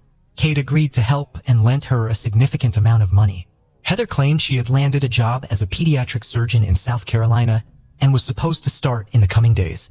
Later, Heather announced that her daughter had died in a car crash in New Jersey, and her behavior appeared completely irrational. She did not go there, and her demeanor suggested that her daughter's death did not affect her greatly. The detective team discovered another curious fact. Heather was facing a fraud case in Indiana. The charge was that she had been posing as a licensed doctor by falsifying the necessary documents. The team thus gathered an impressive set of data that forced them to look at the case from a different angle. They passed all this information to the police, but the police were completely reluctant to continue the investigation. The team realized that the only way to get the police to take action was to present incontrovertible evidence that implicated Heather in Kate's disappearance. To achieve this, the team took extreme measures. First, they asked the person who rented the apartment to Ethan Mack to install a hidden camera in front of his apartment door. Moreover, they installed a hidden GPS tracker in Ethan's car. This allowed the team to monitor his movements and see what he was doing. It didn't take long to bear fruit. After examining Ethan's travel patterns, the detectives discovered that he had stopped at numerous pawn shops around the city. They followed his trail and found out that at each of these pawn shops, the man was selling various pieces of jewelry in small batches. Unfortunately, they couldn't ascertain if the jewelry belonged to Kate, but the detectives felt they were getting closer to a clue. After some time, they encountered a serious problem. The landlord of the apartment where Ethan and Heather were staying informed them that he was going to evict them for non-payment. The teen realized that if he did, they would lose the chance to watch their behavior and movements. So they made an effort to persuade the landlord not to do it. Along with this, the detectives urgently devised a new plan. They asked the landlord to give Ethan and Heather an extra period to pay the rent, but with one condition. Both had to sign an agreement committing to clear this debt in any case. This strategy worked. As soon as the landlord gave the team this contract, they sent it immediately to the laboratory. The objective was simple: to compare the handwriting of Ethan and Heather with Kate's signature on the check for $4,000, and here they had a pleasant breakthrough. The handwriting expert confirmed with absolute certainty that the signature on the check was from the same person who had signed Heather's name on the contract. This meant that it was Heather who had forged Kate's signature. But the team was well aware that the sluggish police would still not want to listen to them. They had to find something else and devised a new plan. They convinced the landlord to go along with it, and he told Ethan that the apartment needed to be treated for insects. The team leader put on an exterminator's suit and went to the apartment with the landlord. Before, the detectives waited until Ethan had left the apartment. Realizing that his car had moved away from the house, the investigator and the landlord entered. They faced an unpleasant surprise. Ethan was at home. It turned out Heather was driving his car, but it was too late to cancel the whole operation. So the investigator had to change the plan. They kept insisting on the necessity of fumigating and asked Ethan to wait outside the apartment while the dangerous chemicals were sprayed. Ethan, suspecting nothing, agreed and left. At the same time, the investigator began to carefully search the apartment for any evidence that could link Ethan to Kate's disappearance. He noticed Ethan's backpack and examined its contents. There awaited their first clue: Chinese money. As we recall, the same notes were on Kate's bed. But that's where their luck ran out. He couldn't find any other potential clues. He and the landlord pretended to complete the treatment and left. The team needed a new plan again. Upon reviewing the footage from the camera in front of Ethan's apartment, they realized that there was a man who entered very often. It turned out to be a neighbor of the couple named Terry Williams. The detective speculated that he might know something about Ethan and Heather's involvement in Kate's disappearance. So the team took a risky step. They decided to offer Williams a significant sum of money if he told the police what his friends had done to Kate. They took the bag of money and went to Williams's apartment with this offer. But here the detectives were met with a quite unexpected twist. At the time when Williams was approached and informed of the situation, Heather was at her own home and overheard everything. Apparently, there was a discussion involving Ethan and Williams. When the detective started speaking with her lover, Heather panicked. She called Ethan and hysterically explained what had happened. The investigation team did not expect this and spent the following days trying to figure out what to do next. Then, another surprise occurred. Williams called them and invited them to his house to talk. The detectives arrived at his apartment and Williams spoke up. He claimed that Ethan and Heather had not directly told him anything, but he suspected that the couple had done something wrong to Kate. He then took an iPod from the shelf and revealed that Heather had given it to him shortly after Kate's disappearance and Williams had assumed that the player belonged to Kate. The team examined the iPod and thanks to its serial number, was able to confirm that it belonged to Kate. This set of clues was sufficient for them to return to the police department. This time, the local police could no longer dismiss the case. After reviewing all the evidence the team had uncovered, they finally arrested Ethan and Heather. During the initial interrogation, Heather agreed to cooperate with the investigation in exchange for a reduced sentence. She claimed that Kate's body was on Guatemala Island, about 20 miles from her house. The police sent a search team and scoured the area all day, but Kate's body was not there. It soon became clear that Heather had missiled them. Then Andy Savage decided to employ another tactic. He realized that Heather was probably directly involved in Kate's murder, so he met with her and promised to help. Andy offered her a deal. He would do what was necessary to get her off the forgery charges, and in return, she would have to reveal the exact location of Kate's body. Heather, believing it was her only chance, agreed. She indicated that Kate's body was still on the outskirts of Guatemala Island and gave a detailed description of the location. The team of detectives decided to go there without the police and faced disappointment. They did not find Kate, but they returned the next day and finally made a discovery. They found the remains of the young woman. The forensic doctors could not determine the cause of death, but the culprit soon began to confess. In August 2009, Heather signed a confession for murder, obstruction of justice, and bank check forgery. The police discovered that she had been committing fraud for years and had selected Kate as her next victim during a trip from Washington. Later, she met Ethan and started a relationship with him. As for Ethan, he was not quick to plead guilty and his trial began in October 2010. Based on Heather's testimony, the prosecution reconstructed the events of the disappearance. According to her story, on the day Kate disappeared, she found out that Heather had deceived her and also stolen her credit cards. Kate threatened to tell her father, who would likely involve the police. Heather told Ethan, who took her side despite his long friendship with Kate. According to the investigation, Kate was not just having dinner with Ethan that night. Heather was also present. It seems that the pair was trying to negotiate with Kate to prevent her from revealing the deception. At the restaurant, Heather may have promised Kate to return the credit cards and the money that had been at Ethan's apartment. When the three arrived there, Heather and Ethan might have waited for the right moment to end with her life. The court questioned Heather's version of events and eventually sentenced her to 39 years in prison. As for Ethan, he was slightly luckier. He was sentenced to 25 years, this difference being that Heather was also charged with fraud. Melissa Wolfenbarger was born on September 9, 1977 in the small American town of Locust Grove. She was the youngest child in her family, and her older sister, who was 7 years old when Melissa was born, helped their mom take care of her from day one. As they grew up, the sisters formed a really close bond. In high school, Melissa met a guy named Christopher, and soon after graduating, they got married. The couple settled in a quiet suburb of Atlanta, where Christopher landed a job at a glass manufacturing plant. Not long after moving, Melissa got pregnant and they welcomed a daughter, followed by a son a little later. By 1998, 21-year-old Melissa was spending most of her time at home taking care of the kids. Even though she was quite young, she was happy with her growing family. Melissa also tried to visit her parents and sister as often as she could, but with the distance and all her responsibilities, those visits were rare.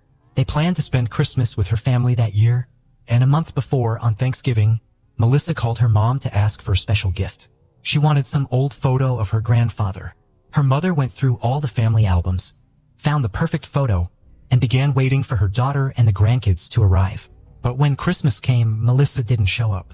At first, her parents were a bit surprised since they planned this for over a month, but they figured she might just be too busy. After all, she had 2 small kids to care for, and she'd also recently started working at a cafe because Christopher's income wasn't enough to support the whole family. The situation was complicated by the fact that they couldn't just call Melissa and ask why she didn't come. There was no phone in her house, and back then, cell phones weren't common. Melissa usually called them from her in-laws, but since her last call on Thanksgiving, she hadn't reached out once. Her parents decided to wait. When Melissa didn't call on her mother's birthday, they started to worry something might be wrong. That's when they decided to head to Atlanta to check on her. However, they were met with a surprising discovery. Melissa and Christopher's house was completely empty. After speaking with the neighbors, they learned that the family had moved out right after Christmas, but no one knew where they had gone. This only made her parents more confused. They couldn't imagine that Melissa just moved somewhere else without telling them. Eventually, They got in touch with Christopher's parents and through them finally reached Christopher himself.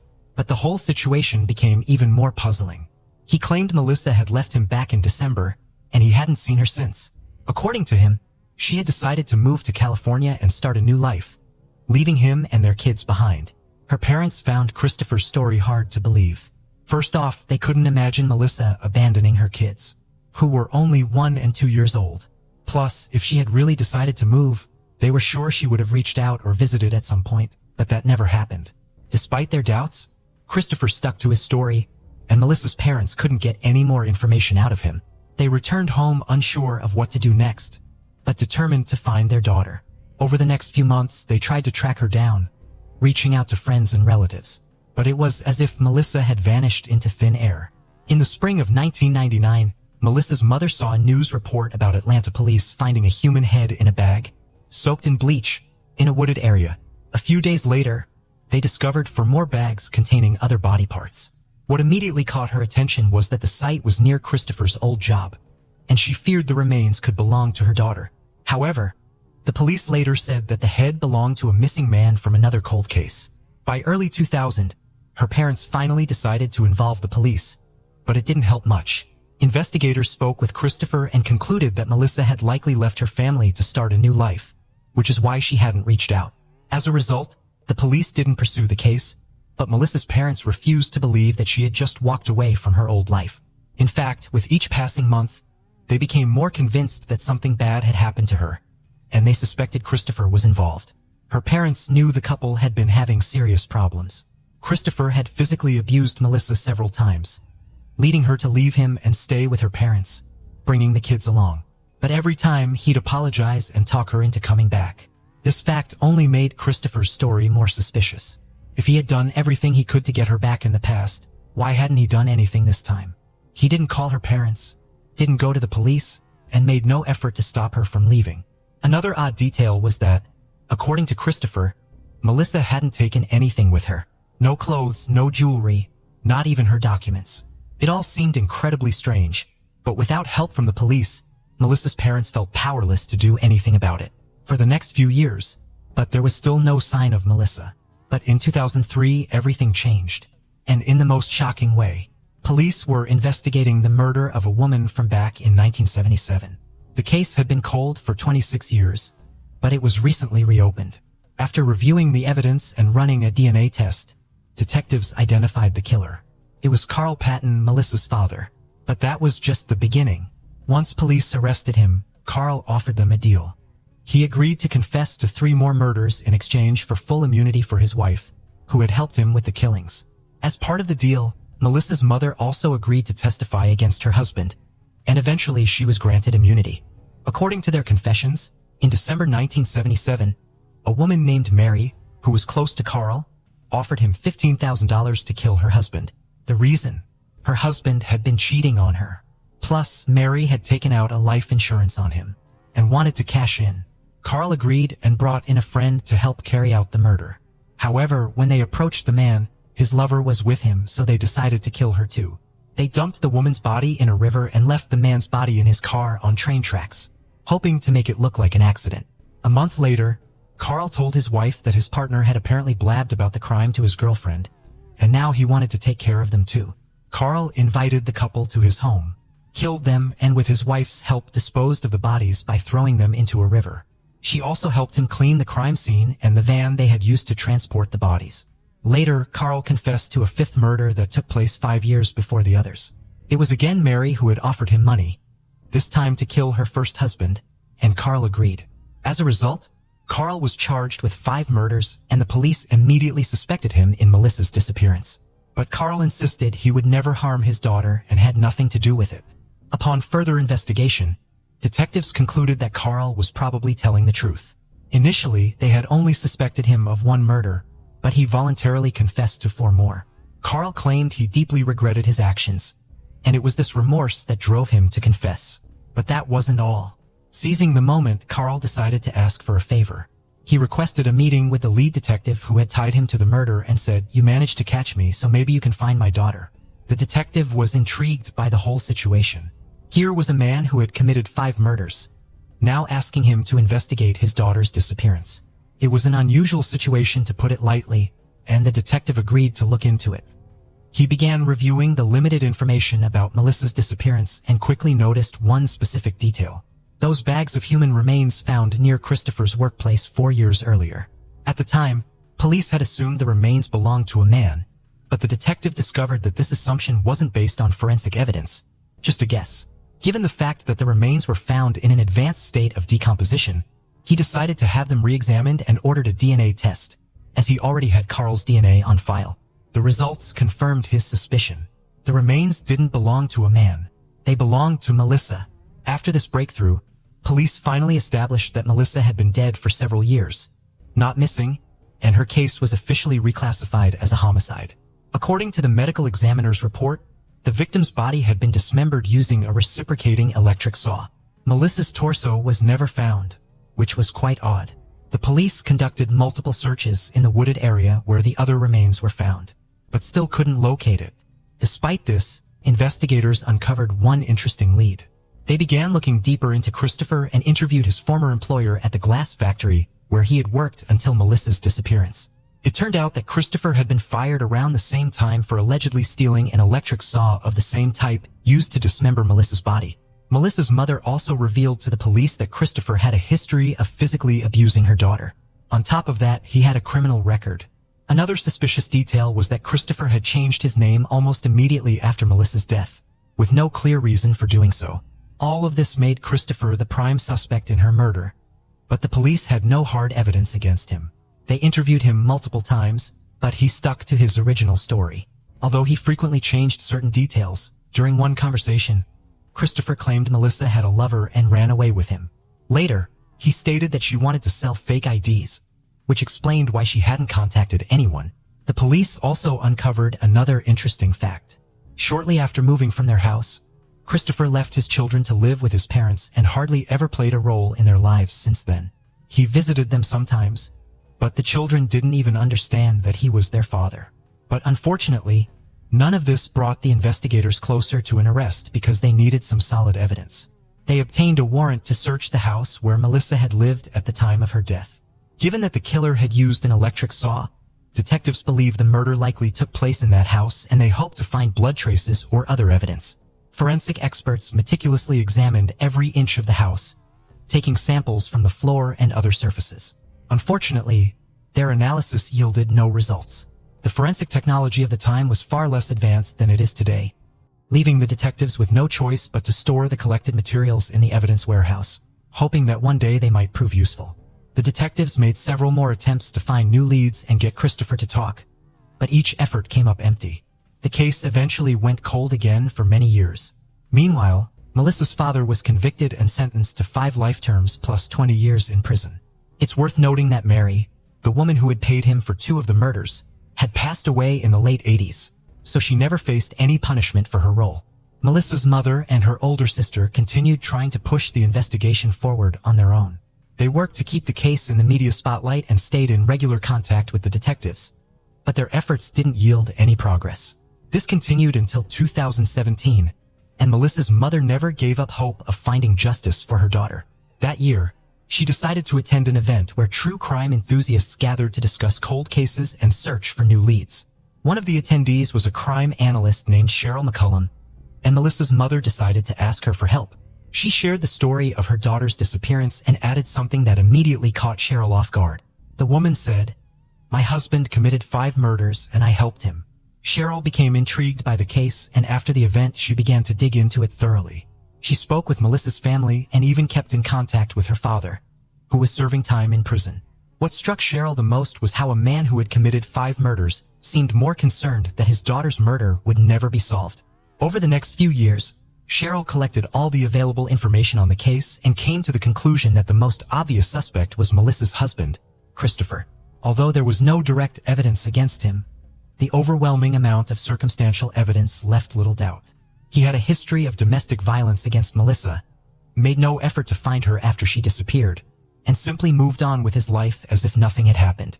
But the most incriminating detail was the fact that shortly before Melissa's death, Christopher had been accused by his employer of stealing the exact type of saw used to dismember her body. No one in Melissa's family doubted Christopher's guilt, including her children. By the time Cheryl became interested in the case, they had grown up and also tried to help resolve it. Cheryl also consulted some prominent figures in the true crime community, including journalist Nancy Grace and several law enforcement officials. After reviewing all the materials she had gathered, they all agreed Christopher was the most likely suspect. Despite this, there wasn't a single undeniable piece of evidence against him, and the case remained at a standstill. At that point, Nancy Grace suggested that Cheryl start her own podcast to draw more attention to the case. Publicity can often become a crucial factor in unsolved cases.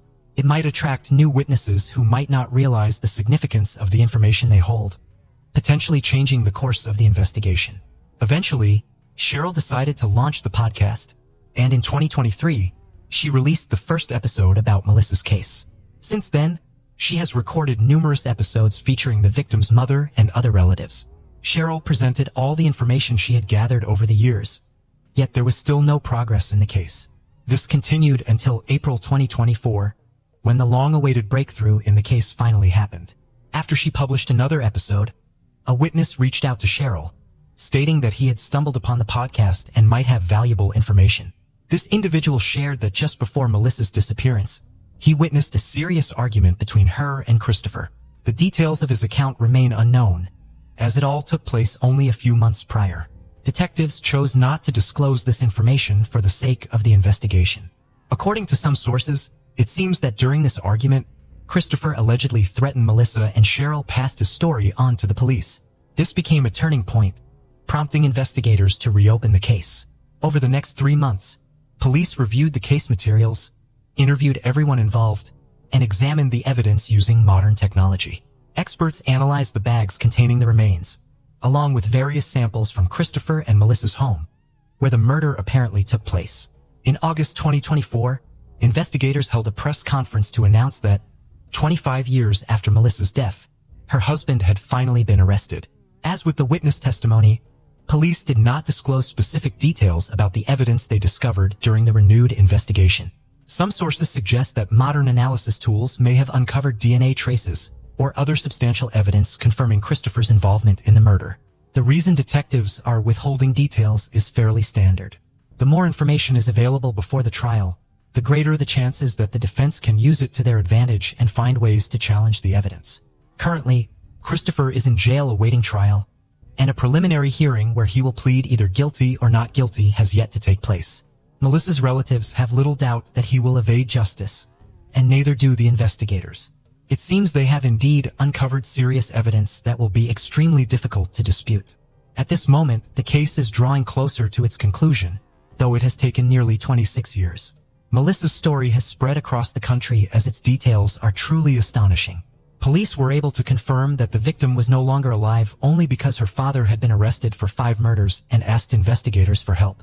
Then the podcast played a crucial role in attracting the witness whose testimony led to the reopening of the investigation and ultimately Christopher's arrest.